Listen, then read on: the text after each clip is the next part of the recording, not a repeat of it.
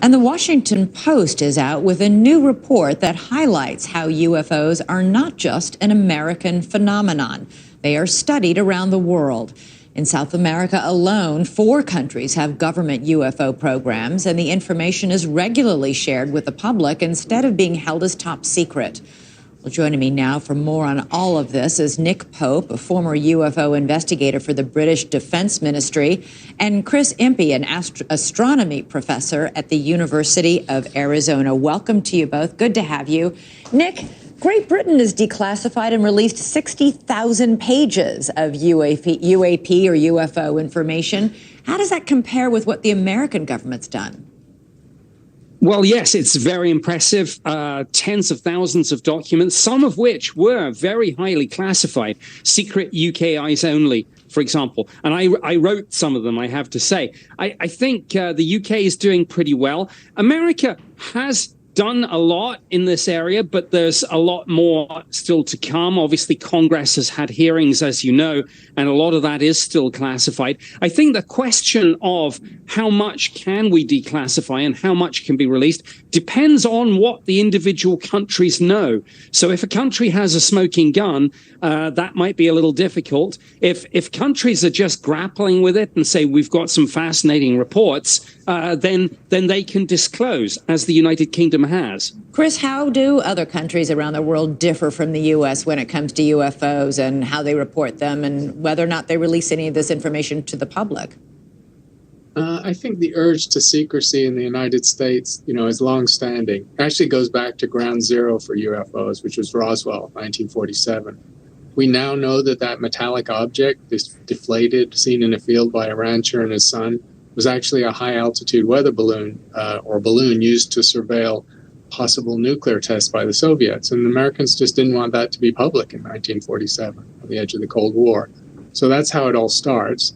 And they have national security concerns because if these objects are appearing to military pilots, they represent a potential national security threat. So that's sort of where the urge to secrecy comes from, I think. We know, Chris, that American military pilots have reported sightings for years, many, many years, and in some cases have taken videos of them.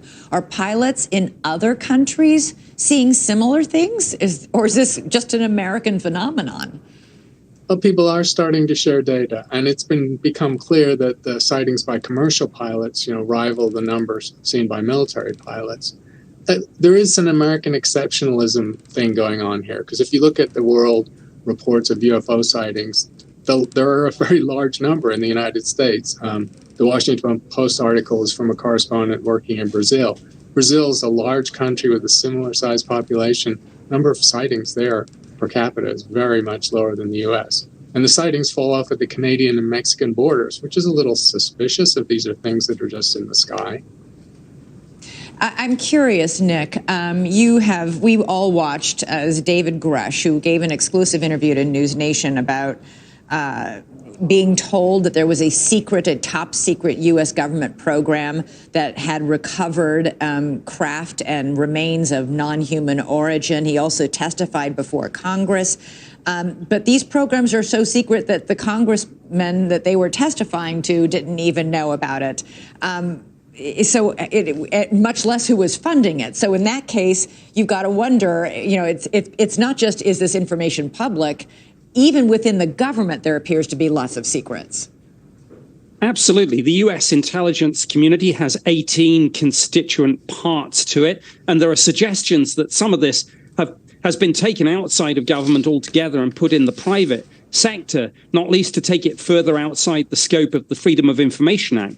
But the Intelligence Community Inspector General and Congress are working hard as we speak to try and validate some of the claims that have been made by David Grush and others. Other whistleblowers are coming forward. And of course, there are multiple UAP provisions drafted in the new defense bill. So there's a lot more to come.